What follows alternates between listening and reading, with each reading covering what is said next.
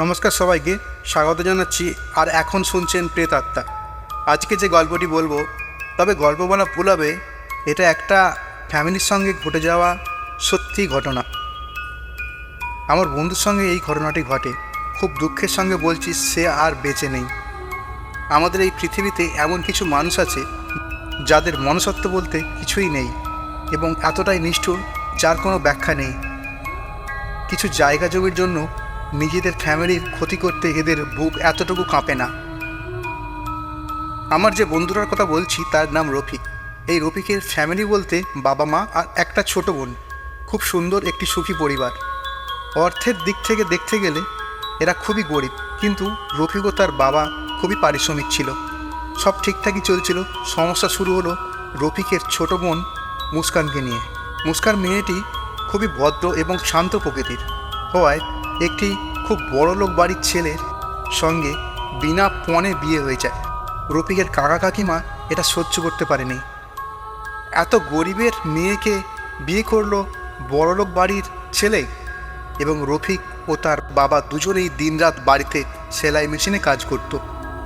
তাহলে তো এরাও বড়লোক হয়ে যাবে। আরও শোনা যাচ্ছিল রফিকদের মাটির বাড়িটিকে ভেঙে পাকা বাড়ি করবে।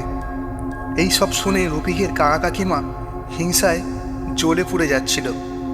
মাটির বাড়ির পাশে রফিকদের একটা 4 কাঠা জায়গা ছিল, সেখানেই ঘর করার পরিকল্পনা চলছিল।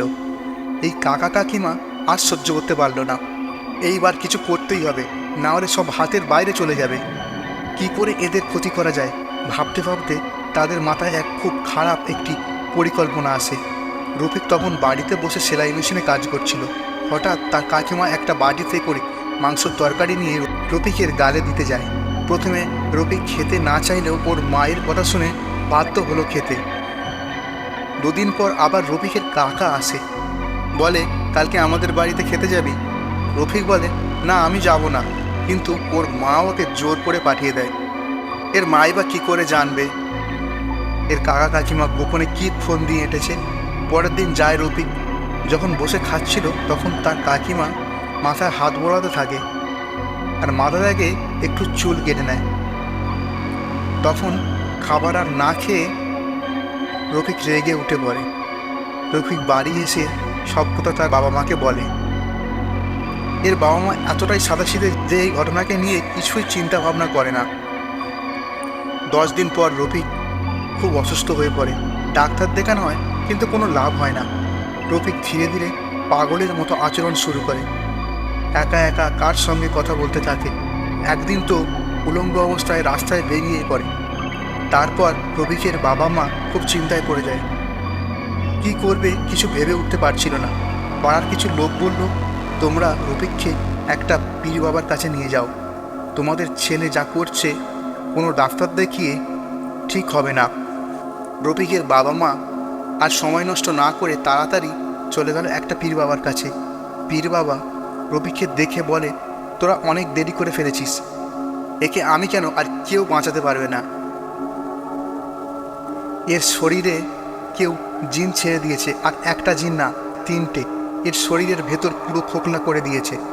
রফিকের বাবা মা তো পুরো অবাক হয়ে যায় আর বলে, কে করলো এসব, আর কেনই বা করলো?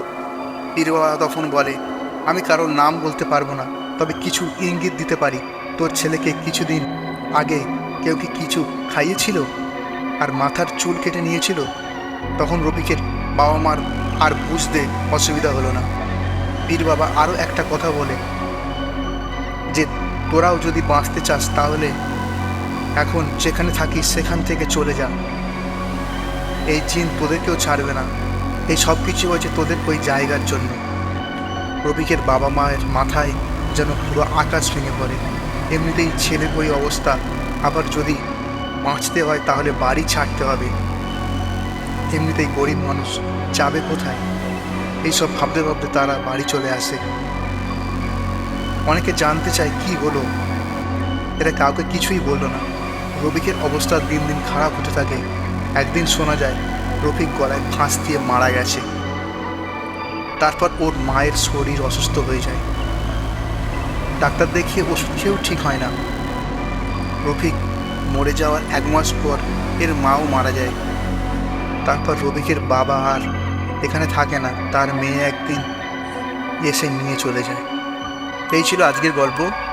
আমার একদম নতুন চ্যানেল, গল্পটি ভালো লাগলে চ্যানেলটিকে সাবস্ক্রাইব করে দেবেন, 5 টাকা মেল আইকনটাকে বাজিয়ে দেবেন, আর একটা লাইক করে দেবেন, আর হ্যাঁ, কমেন্ট করে বলবেন কেমন লাগলো এই গল্পটা। ধন্যবাদ। আবার দেখা হচ্ছে পরের গল্পে।